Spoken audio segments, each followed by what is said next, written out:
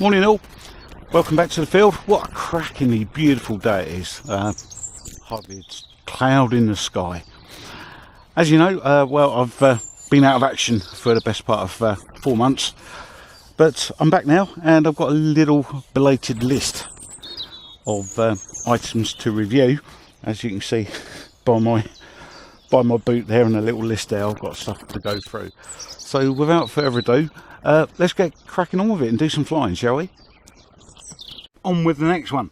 This one is the K12 MAX, once again from AliExpress, and it is a screen controller drone once again.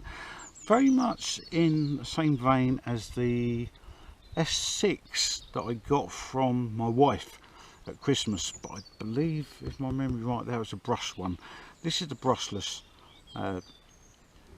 model with an optical avoidance sensor at the top, and there you can see on the box a picture of the screen controller. These are the next big thing in drones, I suppose.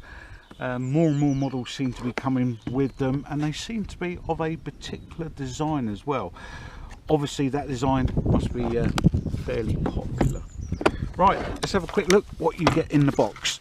You have your set of instructions for your app. If you choose to use your app, just bear in mind you can either use your screen controller or your app, not both. When I say screen controller, you can use the controller, not the screen, because the Wi-Fi signal from this drone will go to either your mobile phone or your Wi-Fi receiver, which activates this screen.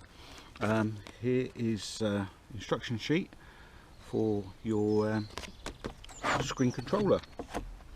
Itself has an internal battery which is charged by this USB to USB-C charging lead, which you also get in the box, and you also have a USB to micro USB charging lead for your 3.7,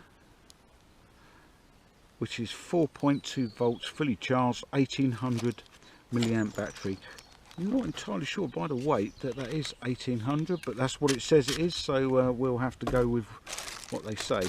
Also in the bag you have a set of blades for 2 motors and a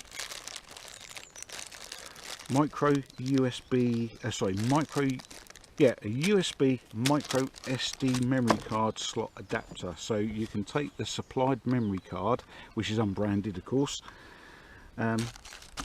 insert it into here, then put that into your PC and transfer the footage or the photos that you may wish to generate when flying this drone.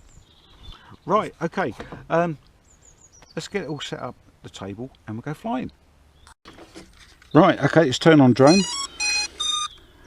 and as you can see we've got a couple of sensors and a downward facing camera by the looks of it, and you have your optical avoidance sensor facing in all directions, mounted at the top. Okay, so that's already bound, and it used to be the case that you used to go up and down with the throttle to bind, but it doesn't seem to be the case now. As soon as you turn your transmitter on, I think it's bound, and I'll prove that now. So there we go. Right, let's turn on the screen, and I don't know if you can see there's a little logo that has come up there, and I'm just waiting for, yeah, we're getting an image through. It's not the brightest of images, but yes, you can see it. I do have this screen protector on that at the moment. Let me just peel that back a little bit. It's not any clearer actually, so I might as well keep it on. Let's see if the camera angle works. Yes, it does. That's all well and good. We'll take an image and I'll upload it to the video.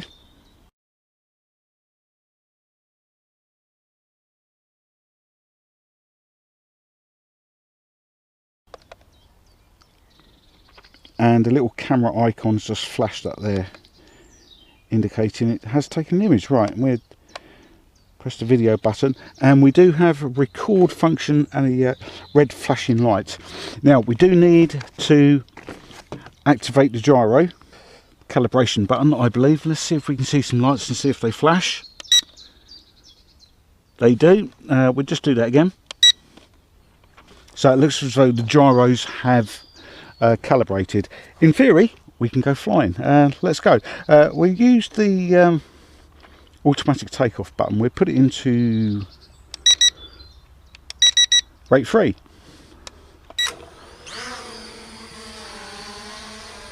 Nice and quiet, brushless motors, aren't they?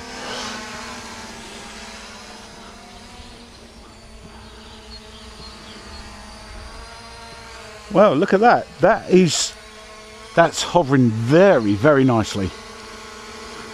And I'm getting a good feed from the camera. No break up. In a way, it does remind me of the S6 drone that my wife bought me for Christmas, which I reviewed. Surprising amount of views on that one. I'm still getting a good image. Let's raise some height.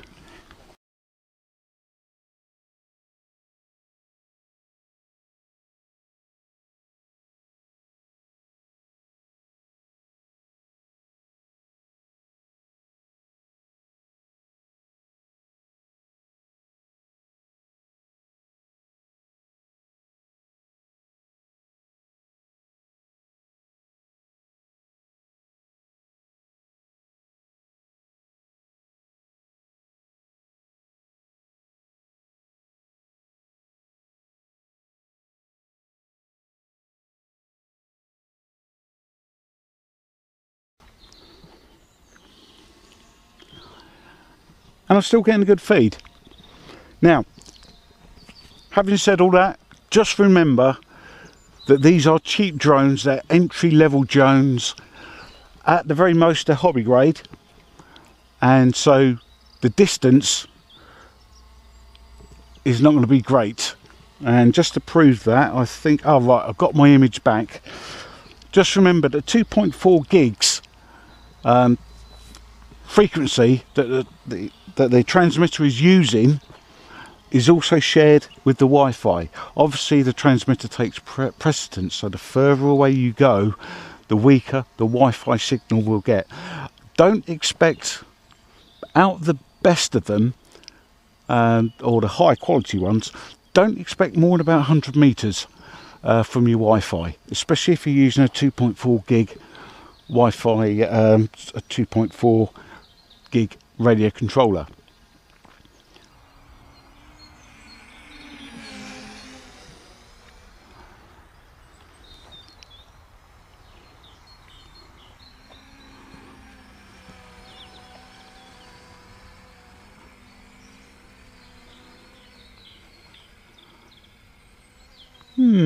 Yep, not bad at all. Not bad at all.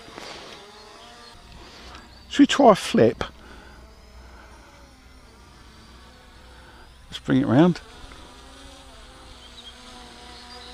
See if it flips. I'm sure there was a function on there to say that it does. Let's raise a little bit of height.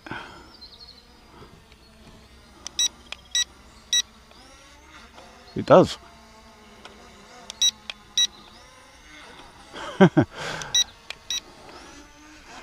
Backwards.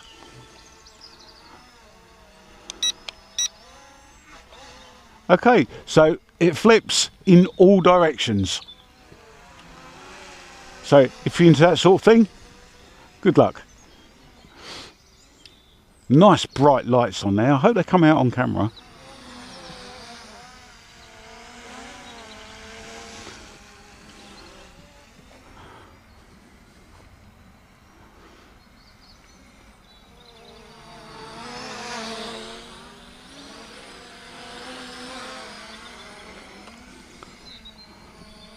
Right, I'm still getting a very good image coming through. Hopefully you can see this on screen. Let's see if I can wave. You might be able to see me. You might not want to see me actually. There we go. It has been said I've got the perfect face for radio. Right, I think I'm going to play with this till the battery dies and then move on to the next one that I've got stored away in the boot ready to go. So thank you for watching the video, and we'll see you on the next one very shortly.